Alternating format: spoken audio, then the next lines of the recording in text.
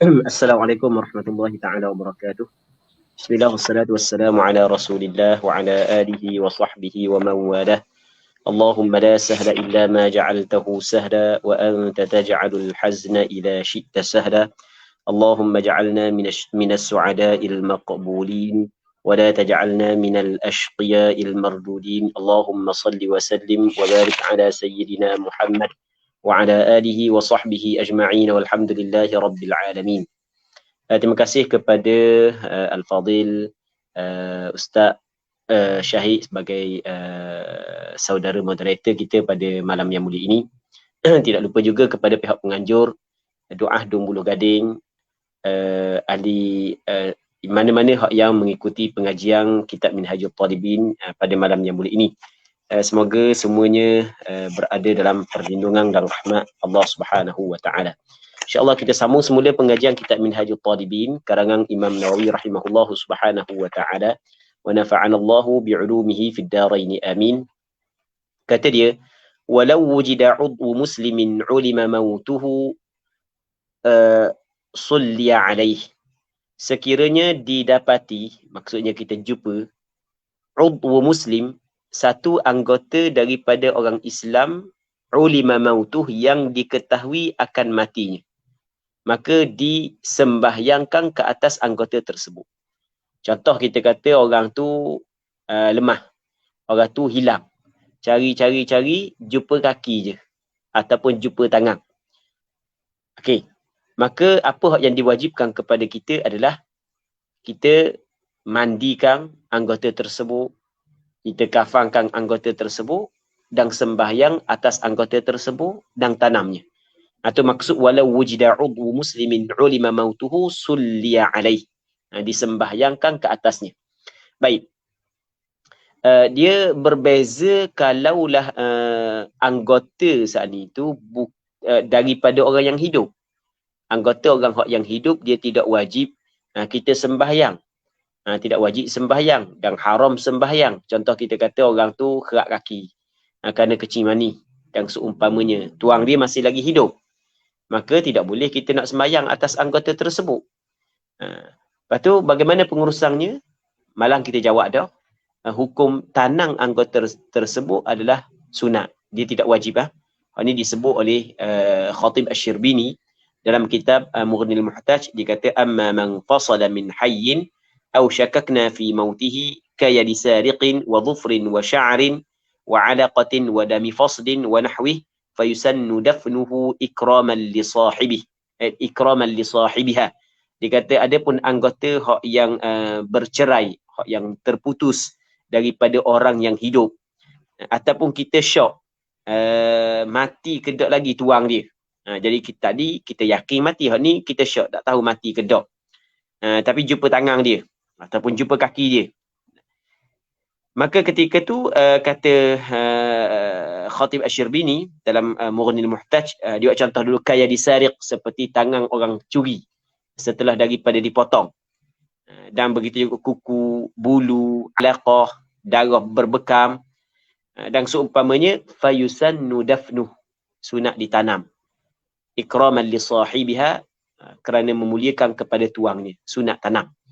Okey. Kita ada dua perkara yang berbeza yang kita jawab malam tadi. Malam tadi kita jawab dah masalah ni.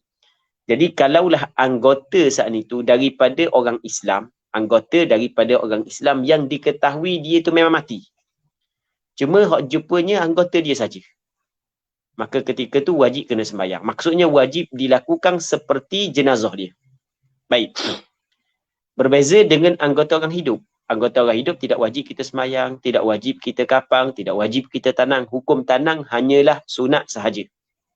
Baik. Seterusnya katanya wasiqtu in istahalla aw baka ka kabir. Wa illa fa in dhaharat amaratul hayati ka ikhtilajin sulli alaihi fil adhhar. Wasiqt, keguguran ataupun janin yang keguguran. Itu makna siqt. Jadi seorang perempuan dia mengandung, tiba-tiba dia mengalami keguguran. Jadi benda yang keluar, janin yang keluar daripada kerana berlakunya keguguran daripada seorang ibu, daripada seorang perempuan, itu yang dinamakan as-siqt, janin tu. Dia as-siqat boleh baca 3. Siqatun ataupun as-siqatu, as-saqatu, as-suqtu. Dia bitathlithis sin. Boleh baca 3 huruf sin tu. Janin yang keguguran ini istahal apabila sekiranya dia bertempik, maksudnya bersuara. Ketika dia keluar tu ada suara, bersuara. Tapi bunyi sekejap, lepas tu mati. Au baka ataupun menangis, maka masa dia keluar tu menangis, maka hukum dia adalah kakabir, seperti orang dewasa. Maksudnya kalaulah seorang perempuan mengalami keguguran, maka janin yang keluar saat ni tu, ketika keluar dia tepik ataupun dia bersuara ataupun dia menangis, maka lepas daripada tu dia mati. Maka wajib dilakukan terhadap janin tersebut sebagaimana apa yang wajib dilakukan kepada orang dewasa. Maksudnya wajib kena mandikan janin tersebut, wajib kena kapang, wajib kena sembahyang dan wajib kena tanam. Okay, itu yang pertama. Tapi katanya wa illah, dan jika tidak. Maksudnya jika tidak bersuara ketika setelah daripada dia keluar daripada perut ibu dia, tidak bersuara dan tidak juga menangis, maka kena tengok dulu. Wa illah ay fa fihi tafsil, maka ada padanya perincian. Benda perinciannya, in zaharat amaratul hayah, jika nyata tanda hidup. Jadi masa keluar memanglah tidak bersuara, tidak menangis, tapi ada tanda hidup. Contoh tanda hidup adalah kakhtilajin, seperti bergerak, seperti gerak. Jadi masa tubik saat ni tu ada tanda hidup, napah, kita tengok dia napah, ada gerak, tapi bersuara tu tak dah. Maka apakah hukum sembahyang atas janin tersebut? Katanya sulli alaihi fil azhar, dikerjakan sembahyang ke atasnya mengikut kaul al-azhar. Jadi maksudnya, kalaulah janin yang keguguran keluar dalam keadaan selepas daripada keluar dia bersuara, yang keduanya ataupun dia menangis, maka hak ni sepakat ulama mengatakan wajib dilakukan seperti jenazah yang dewasa. Bermula daripada mandi, kapang, semayang, tanam, sama. Tapi kalau sekiranya masa dia keluar saat ni tu tak menangis dan tidak bersuara, tidak bertempik, cuma ada padanya tanda hidup yang lain, contoh bergerak ataupun bernafas, lepas tu mati, maka dalam masalah ni berlaku khilaf di kalangan ulama mazhab Imam Syafi'i, adakah wajib disembahyangkan ke atas janin yang keguguran ini ataupun tidak. Ada dua pandangan. Menurut pandangan mu'tamad dalam mazhab Imam Syafi'i, iaitu pandangan al-azhar, bahawasanya wajib disembahyangkan ke atas janin tersebut, kerana ketika keluar ada padanya tanda hidup. Dia kena ingat tanda hidup ni kena kira masa keluar. Kena kira masa keluar. Katanya wa illam tadhhar, sekiranya tidak nyata tanda hidup, masa keluar tidak nyata tanda hidup, mati dalam perut dah. Walam yablugh 4 ashhur, padahal belum lagi cukup 4 bulan. Janin saat itu belum cukup 4 bulan, masa keluar tidak ada tanda hidup, lam yusalla alaih, tidak disembahyangkan ke atasnya. Ini sepakat ulama, tak perlu sembahyang. Tidak perlu sembahyang. Tidak wajib sembahyang. Tak boleh sembahyang. Ini sepakat. Kalau dah sampai 4 bulan. Dan kalau sampai dah 4 bulan, wa kadza in balaghaha fil azhar. Sama juga sekiranya sampai dah 4 bulan mengikut kaul azhar. Kalau cukup 4 bulan, tapi masa keluar saat ni tu tidak ada tanda hidup, walaupun cukup 4 bulan dah, maka janin tersebut, janin yang keguguran saat ni itu tidaklah disembahyangkan ke atasnya, tapi mengikut kaul al-azhar. Muqabil kaul al-azhar, apabila cukup 4 bulan wajib kena sembahyang, walaupun masa keluar tidak ada tanda hidup. Baik, muslimin muslimat yang dirahmati oleh Allah Subhanahu wa taala, perkara ni berkenaan dengan janin ni yang keguguran ni, di antara benda yang penting yang perlu kita kena tahu.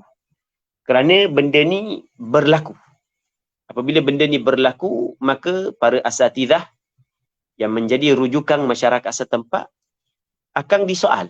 Maksudnya akan ditanya, bagaimana kau pengurusan untuk jenazah ni? Untuk janin yang keguguran ni.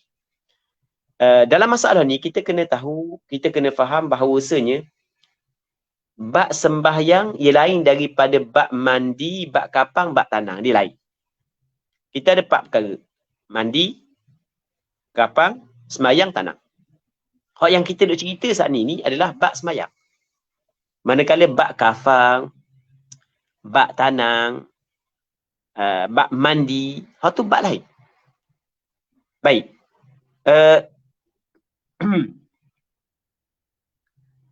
Okay, kita buat sedikit kesimpulan dalam bab ni. Jenazah ataupun keguguran, janin yang keguguran, kalaulah telah berbentuk tubuh manusia. Okey, molek dah. Jadi dah. Bentuk molek dah. Maka wajib mandi, wajib kafang, wajib tanam. Baik. Jadi kalaulah sekiranya masa keluar saat ni tu berbentuk dah, maka 3 perkara wajib dilakukan kepada janin tersebut. Mandi, kapang dan tanam. Kalau telah berbentuk lembaga manusia. Okey, itu yang pertama. Adapun bab semayang, okey, bab semayang lain. Bab semayang ni kena tengok. Kalau masa keluar saat ni tu, dia nangis, dia tepik, maka sepakat ulama' mengatakan wajib kena melakukannya seperti orang dewasa, wajib semayang, lepas tu 3 perkara tadi. Bahkan, kalau belum lagi sempurna penciptaan anak Adam.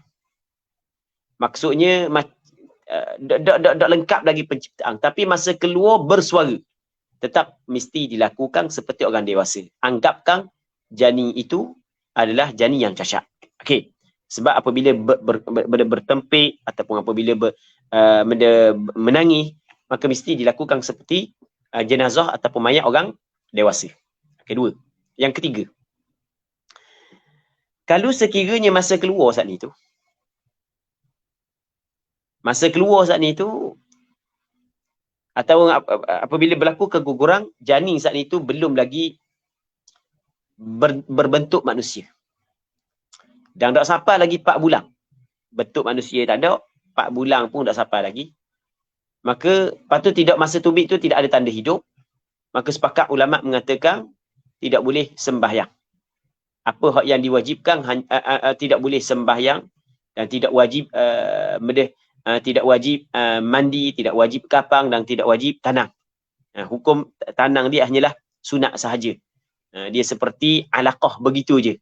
Yang kita cerita tadi, alaqah seketul daging begitu je. Baik. 3. Yang keempat. Kalau sekiranya masa keluar saat ni tu, dia tak nangis, tak nolong tapi ada tanda hidup, gerak, bernafas lepas tu mati, maka dalam masalah ni berlaku khilaf, adakah wajib kena sembahyang ataupun tidak. Pandangan mu'tamad wajib kena sembahyang. Dan pastinya apabila cukup lembaga manusia, lengkap lembaga manusia, maka wajib kena mandi, wajib kena kapang dan tanam. Okey. Dan kita nak sebut lagi, 2 lagi yang kita nak sebut. Kalaulah masa keluar saat ni tu cukup dah lembaga manusia. Tapi masa keluar saat ni tu, lepas daripada keluar, tak ada tanda hidup. Nangis tak, nolong tak, tanda hidup tak ada. Tapi cukup dah 4 bulan. Apakah yang perlu dilakukan kepada dia? Okey, kita kata mandi, kapang, tanang, itu jelas, wajib. Adapun sembahyang, hak ni berlaku khilaf. Pandangan mu'tamad tidak wajib sembahyang kerana tidak ada tanda hidup. Muqabil mu'tamad adalah wajib kena sembahyang kerana cukup dah 4 bulan. Sebab apabila cukup 4 bulan ditiupkan roh. Baik. Okey, selagi kalau sekiranya lebih daripada 4 bulan, lebih daripada 4 bulan. Saat ni 4 bulan cukup, ni lebih daripada 4 bulan. Tiba-tiba keluar, tak ada tanda hidup. Masa keluar saat ni tu, masa berlaku keguguran, tak ada tanda hidup. Adakah wajib disembahyangkan ke atas janin tersebut? Baik. Sekali lagi ya, sekali lagi. Yang last sekali gini kita baca. Lebih daripada 4 bulan, sampai dah 6 bulan. 6 bulan ke atas. Lebih daripada 4 bulan maksudnya 6 bulan ke atas. Umur dia 6 bulan ke atas. Tiba-tiba keguguran. Keluar dalam keadaan tidak bersuara, tidak menangis dan tidak ada tanda hidup. Adakah wajib dilakukan seperti orang dewasa ataupun tidak wajib? Dalam masalah ini berlaku khilaf di kalangan ulama mazhab Imam Syafi'i. Menurut pandangan Imam Romli dan sebahagian daripada ulama mazhab Imam Syafi'i mengatakan apabila cukup 6 bulan tiba-tiba berlaku keguguran, maka mesti kena lakukan seperti orang dewasa kerana melihat bahawasanya sekurang-kurang mengandung adalah 6 bulan. Baik, dan pandangan ni rasanya adalah lebih berhati-hati dalam pengamalan. Jadi kalau cukup dah 6 bulan, sekurang-kurang mengandung adalah 6 bulan, cukup dah 6 bulan, tiba-tiba keluar dalam keadaan mati, baik, maka sebaik-baiknya adalah walaupun tidak ada tanda hidup, maka sebaik-baiknya adalah dilakukan seperti jenazah orang dewasa. Muslimin muslimat yang dirahmati oleh Allah Subhanahu wa taala. Menjadi muslimin muslimat yang dirahmati oleh Allah Subhanahu wa taala. Walau bagaimanapun ada pandangan Imam Ibn Hajar. Imam Ibn Hajar mengatakan walaupun lebih daripada 6 bulan, tapi apabila berlaku keguguran dan tidak ada padanya masa keluar, tidak ada padanya tanda hidup, tetap tidak wajib sembahyang. Dalam masalah ini ada khilaf lah. Baik. Seterusnya katanya wala yughassalu asy-syahidu wala yusalla alaih, dan tidak dimandikan orang yang syahid. Syahid di sini adalah syahidul ma'rakah. Wala yusalla alaih, dan tidak disembahyang ke atasnya, ke atas syahid. Jadi orang yang mati dalam medan perang berlawan dengan orang kafir, tidak dimandikan dia. Biarkan ditanamkan bersama dengan darah-darah dia. Dan tidak disembahyang ke atasnya. Tak boleh semayang. Mandi tak boleh, semayang tak boleh. Kapang, okey macam biasa. Baik. Tidak boleh dimandikan dan tidak boleh disembahyangkan ke atasnya. Adapun hadis yang Rasulullah sallallahu alaihi wasallam pada zahirnya macam Rasul semayang ke atas syuhada Uhud, maka ditanggungkan hadis tersebut dengan doa. Jadi bukan Rasulullah sembahyang seperti semayang jenazah biasa, bukan Rasul berdoa untuk jenazah Uhud. Baik, itu maksud berkait dengan orang yang mati syahid. Jadi maksud dengan orang mati syahid di sini benda wahwa man mata, iaitu orang mati syahid ni adalah mereka yang mati fi qitalil kuffar bisababi, mati di dalam memerangi orang kafir dengan sebab qital. Dia mati di dalam memerangi orang kafir dengan sebab qital. Sama ada dibunuh oleh orang kafir ataupun dibunuh oleh orang Islam kerana silap ataupun kerana kena senjata sendiri. Maka orang ni dinamakan dia sebagai syahidul ma'rakah. Maka tidak boleh sembahyang ke atasnya. Tidak boleh mandi. Hanya yang diwajibkan adalah kafan dan tanam. Baik. Katanya fa in mata ba'da inqidaihi aw fi qitalil bughati fa ghairu syahidin fil azhar. Sekiranya dia mati selepas daripada selesai peperangan. Okey, dia masa dalam perang tu kenalah senjata musuh. Luka parah. Lepas daripada perang masih lagi hidup. Selang beberapa tempoh waktu dia meninggal dunia. Sama ada kejap ataupun lama. Maka dia bukanlah dikirakan syahid ma'rakah, maksudnya tetap wajib mandi dan wajib sembahyang ke atas jenazah tersebut. Baik.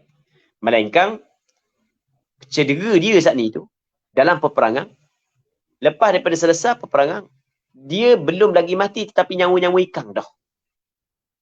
Dia kau dalam nyawa-nyawa ikang, duduk dalam 3 jam lepas daripada peperangan mati. Lepas daripada peperangan 3 jam mati. Tapi masa sebelum mati itu, lepas daripada dia luka saat itu, menyawa-nyawa ikan dah. Maka dia mengambil hukum syahidul ma'rakah, tidak disembahyang dan tidak dimandi jenazah tersebut. Baik. Itu maksud fa'in mata ba'da inqidha'i. Jika dia mati selepas daripada selesai peperangan. Au fi qitalil bughah, ataupun di dalam memerangi orang Islam yang melakukan kejahatan, kezaliman. Ada kumpulan orang Islam, dia cuba lawan kerajaan hak yang sah, maka golongan ini adalah golongan bughah. Baik, golongan bughah, maka boleh diperangi akan mereka, golongan bughah diperangi akan mereka itu. Allah Subhanahu wa taala katakan, wa in ta'ifatani minal mu'minina qatatalu fa aslihu bainahuma fa in baghat ihdahuma 'ala al-ukhra faqatilu allati tabghi hatta tafi'a ila amrillah. Baik, sekiranya dua kumpulan orang Islam perang, maka hendaklah kamu mendamaikan di antara keduanya. Sekiranya salah satu daripada dua kumpulan itu melakukan kejahatan, kezaliman, faqatilu allati tabghi, maka hendaklah kamu memerangi orang yang melakukan kejahatan itu sehingga dikembali kepada Allah. Baik. Jadi orang Islam yang melakukan kezaliman diperangi oleh pihak pemerintah, oleh kerajaan sebagai contoh, maka adalah orang Islam yang menyertai untuk memerangi golongan bughah, tiba-tiba terbunuh dalam peperangan dengan bughah, maka dia bukanlah syahid ma'rakah, bahkan dia saat itu dapat pahala syahid lah. Kalau niat dia molek. Cuma pengurusan jenazah dia saat itu tidak sama dengan syahid al-ma'rakah. Bahkan dia mesti kena mandi, kapang, sembahyang dan tanam macam biasa. Baik. Katanya wa kadza fil qital la bisababihi 'ala al-madhhab. Sama juga dia saat itu mati dalam peperangan dengan orang kafir, tapi bukan dengan sebab peperangan. Memang mati dalam peperangan. Dia mati itu dalam peperangan bukan sebab peperangan. Sebab mari sakit jatuh. Bukan sebab peperangan. Tapi mari sakit jatuh. Okay, sebagai contoh. Maka ketika tu tidak dinamakan dia sebagai syahid. Itu wa kadza fil qitali la bisababihi. Bukan dengan sebab peperangan. Alal madhab, mengikut al-madhab. Baik. Katanya walau istashhada junubun fal asahhu annahu la yughassal. Sekiranya gugur syahid oleh orang yang berjunub. Dia lepas daripada bersetubuh dengan isteri dia, tiba-tiba ada seruang jihad, terus pergi kepada seruang jihad, berjihad tanpa mandi sebelum daripada tu, tiba-tiba tergugur syahid. Adakah wajib kena mandi? Katanya fal asahhu annahu la yughassal. Qaul yang asah bahawa juga tidak dimandi akan dia. Tidak dimandi. Biarkan begitu. Wa annahu tuzalu najasatuhu ghayra ad-dam. Kaul yang asah bahawasanya orang yang syahid ini dihilangkan najisnya selain daripada darah. Jadi najis yang selain daripada darah dihilangkan. Ada tahi ke apa semua sekali, itu kena bersihkan. Baik. Wa yukaffalu fi thiyabihil muladdahati bid-dam. Baik. Dan dikafankan di dalam pakaiannya yang berlumur dengan darah. Jadi pakaian dia yang penuh dengan darah, itulah yang dijadikan kain kafan dia.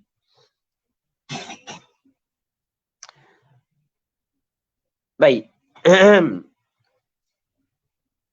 Fa illam yakun thawbuhu sabighan tummimah. Jika tidak adalah kainnya mencukupi, tidak dapat menutupi keseluruhan tubuhnya, maka tummimah, disempurnakan. Maksudnya diwajib disempurnakan dengan kain yang lain. Cari kain yang lain, tambah lagi untuk menyempurnakan penutupan tubuh dia. Katanya faslun fi dafnil mayyiti wa ma yata'allaqu bih. Ini fasal pada menyatakan tentang pengembumian si mati dan perkara yang bersangkut paut dengannya. Katanya aqallul qabri hufratun tamna'ur raihata was-sabu'. Sekurang-kurang kubur, antara perkara yang wajib menjadi fardu kifayah ke atas orang hidup untuk dilakukan kepada si mati adalah menanam si mati, mengembumikan si mati. dia mengebumikan si mati ataupun tanang si mati ni, mesti kena korek lubang.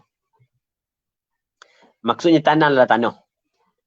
Jadi kalau letak atas tanah, lepas tu ambil, beli tanah boleh 4, 5, 6 lori, tungging atas si mati, itu tidak memadai.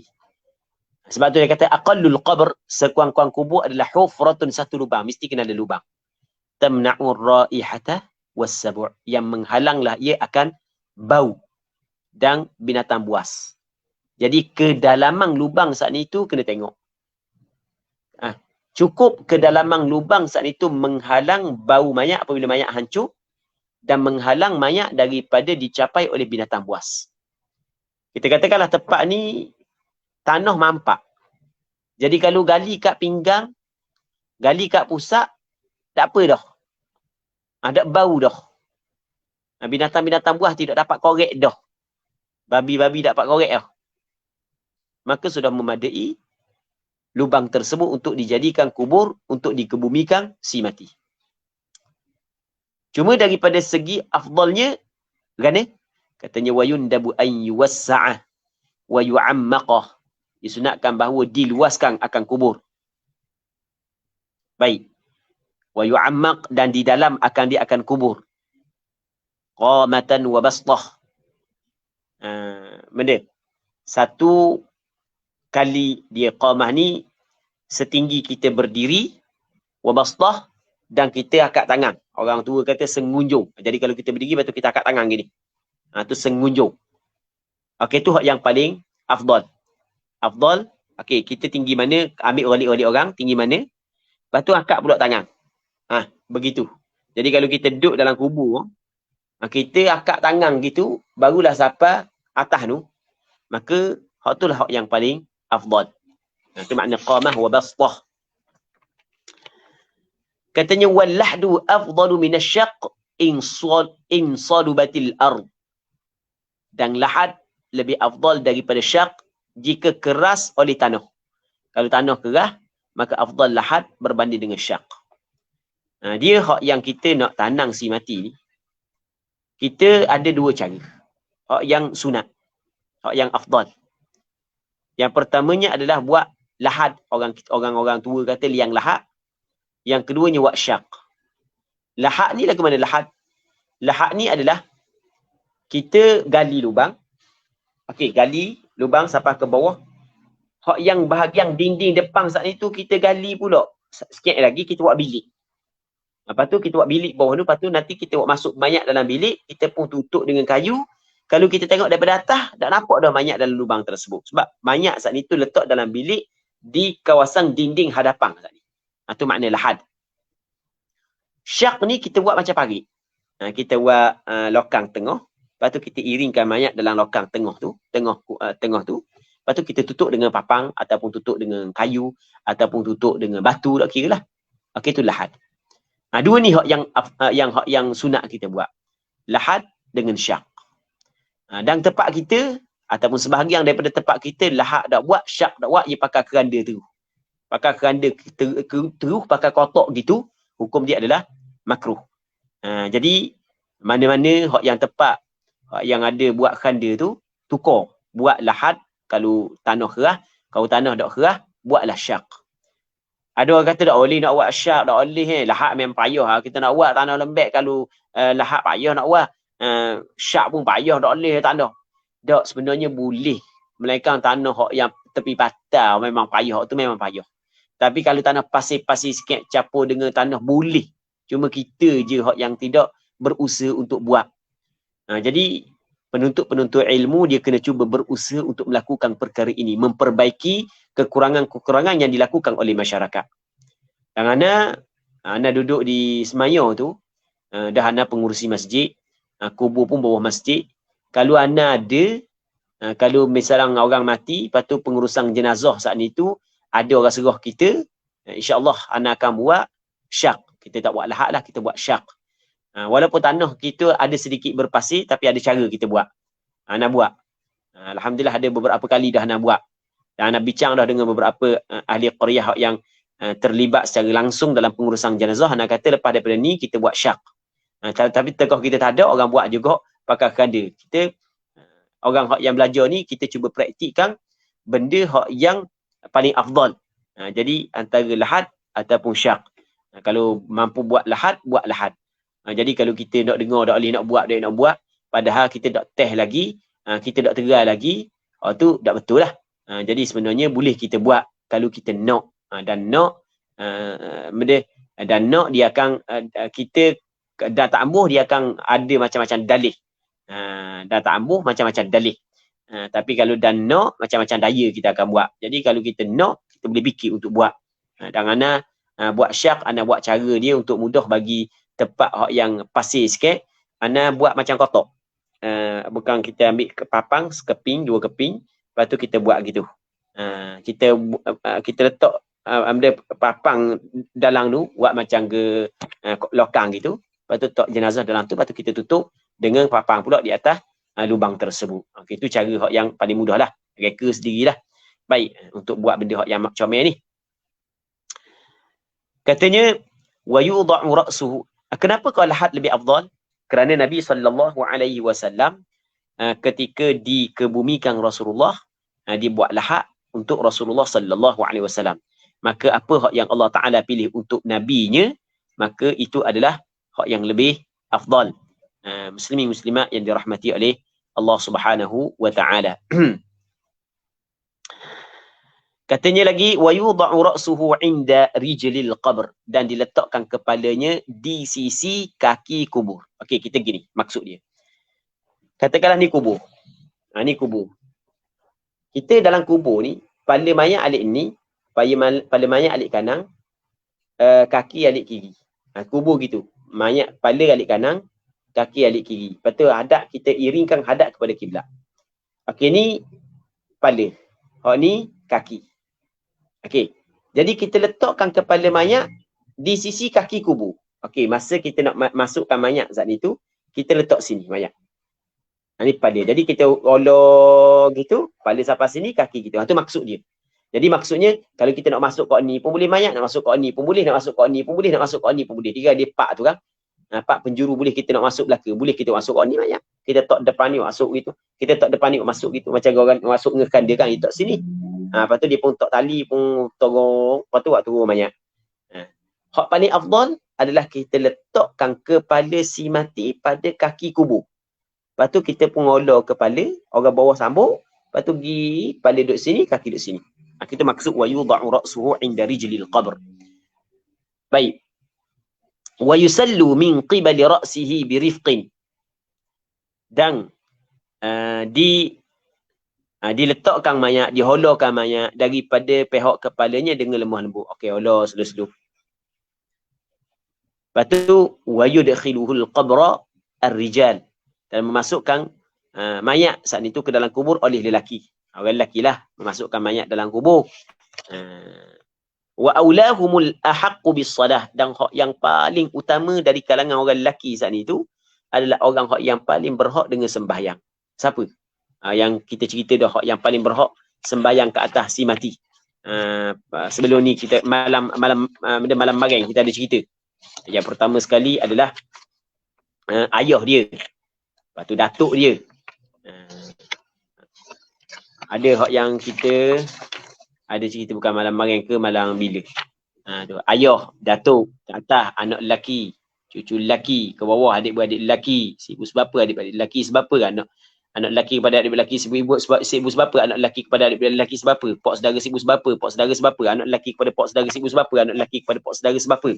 Okey, tu orang ni lah hak yang paling berhak. Hak ni hak yang paling comel. Ni juga ada setengah tempat kita saat ni tu, gali kubur, ajak orang ngisak, gali kubur, buat turun pun orang ngisak juga. Tu dah comel belaka lah. Banyak benda hak yang adab-adab yang perlu dilakukan tapi tidak dapat dilakukan lah ketika kita melepaskan pengurusan saat itu kepada orang hak yang tidak selayaknya. Orang hak yang tidak selayaknya. Jadi sebaik-baiknya orang-orang agama saat itu turun sendiri. Hak tu hak yang sebaik-baiknya. Wa aulahumul ahaqqu bis-salati, dan hak yang paling utama dari kalangan mereka itu adalah orang hak yang paling berhak dengan sembahyang. Jadi mana-mana anak beranak dia, ayah dia, anak-anak dia, hak yang kuat agama sikit, hak tu hak turun. Baik. Qultu, berkata oleh aku, Imam Nawawi, illa an takuna imra'atan muzawwajatan fa aulahumuz zawj. Melainkan kalau sekiranya perempuan saat itu ada suami yang berkahwin, maka yang paling aula sekali, hak turun mayat dalam kubur saat itu, menurunkan mayat dalam kubur adalah suami dia. Wallahu a'lam. Wa yakununa witra, dan adalah mereka itu witir. Sunat orang yang memasukkan mayat ke dalam kubur tu witir. Jadi dia turun dalam kubur saat itu 3 orang sebagai contoh. Katanya wa yudha'u fil lahdi ala yaminihi lil qiblah. Dan diletakkan dalam lahad di atas lambungnya, di atas rusuknya yang kanan hadap kepada kiblat. Baik, wa yusnad wajhu ila jidari, dan disandarkan mukanya kepada dindingnya, dinding lahad. Kan lahad kita korek bawah tu kan.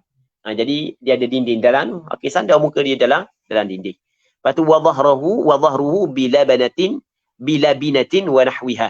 Manakala belakang dia kita letaklah labinah, batu, letak batu sandar untuk takut untuk mengelak daripada kebalik ataupun seumpama batu tanah ke tak kira lah. Katanya wa yusaddu fathul lahdi bilaban.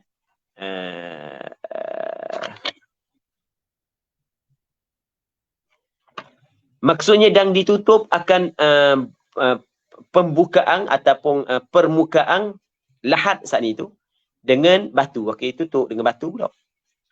Lepas tu wayahtu man dana thalatha hasayati turabin. Dan cukup apa dah jam. Baik. Dan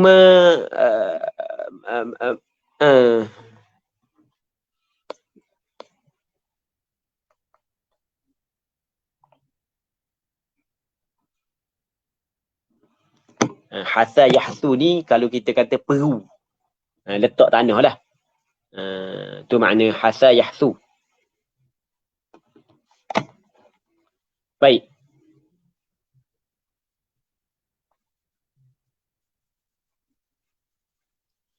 Wa yahthu man dana thalatha hasayati turabin.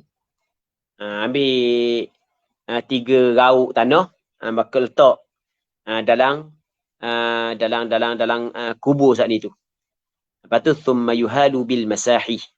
Kemudian barulah tuangkan tanah saat itu dengan cangkul. Mula kita ambil dengan tangan.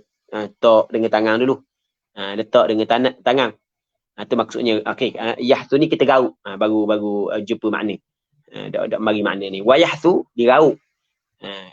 Orang yang dekat dengan kubur 3 rauk pang tanah, lepas tu letak, ambil rauk tok. Lepas tu barulah ambil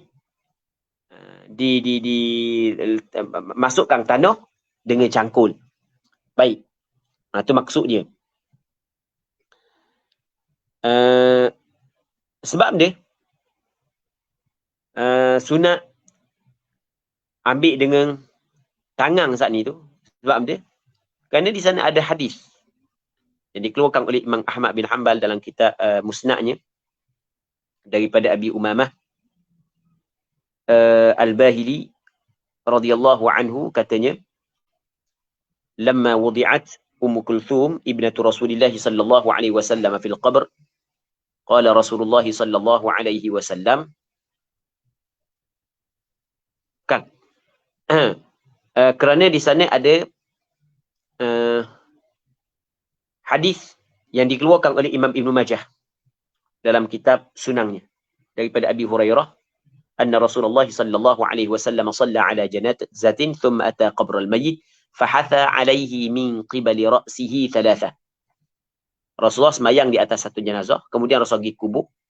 Lepas tu Rasulullah sallallahu alaihi wasallam tuangkan daripada pihak kepala si mati saat itu dalam kubur 3 kali 3 rauk. Rasul ambil tanah, Rasul rauk, Rasul pun tuang. Baik. Sebab itulah sunat bagi orang yang dekat saat itu, dia ambil tangan dengan tangan dia tanah, lepas tu pakai letak dalam kubur kawasan kepala. Itu sunat. Itu maksud wayahtu man dana thalatha hasayati turab. Cuma kalau nak rauk dengan tangan sampai habis letih rauk. Lepas tu barulah summa yuhadu bil masahi. Kemudian barulah guna cangkul untuk kamu balik lubang kubur. Wa yurfa'ul qabru shibran faqat, dan diangkatkan kubur sejengkal saja. Okey, kita tinggikan kubur sejengkal. Wasahihu anna tasqihahu aula min tasnimi.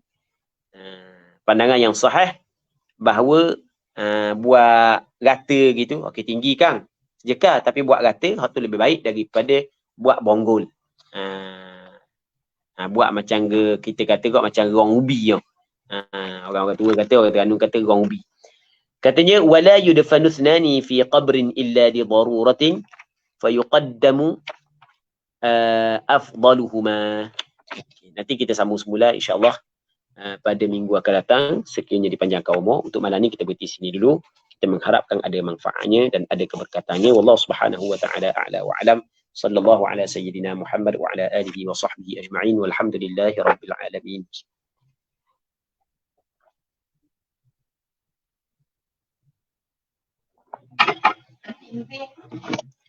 Ya.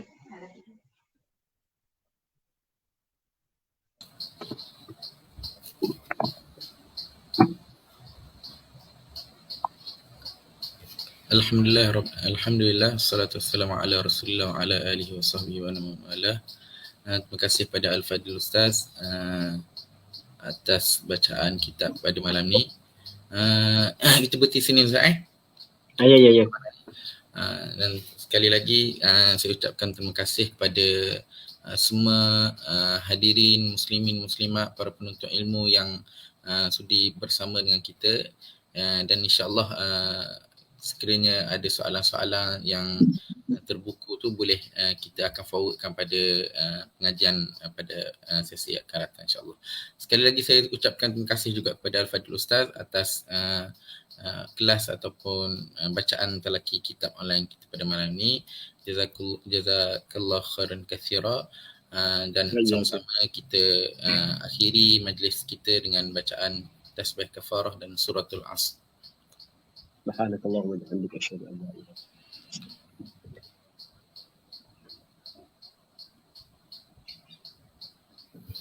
Terima kasih kepada semua. Saya mohon maaf atas segala kekurangan pada malam ni. Apa yang baik datang daripada Allah dan apa yang buruk datang daripada diri saya sendiri. Billahi taufiq wal hidayah. Wassalamualaikum warahmatullahi taala wabarakatuh.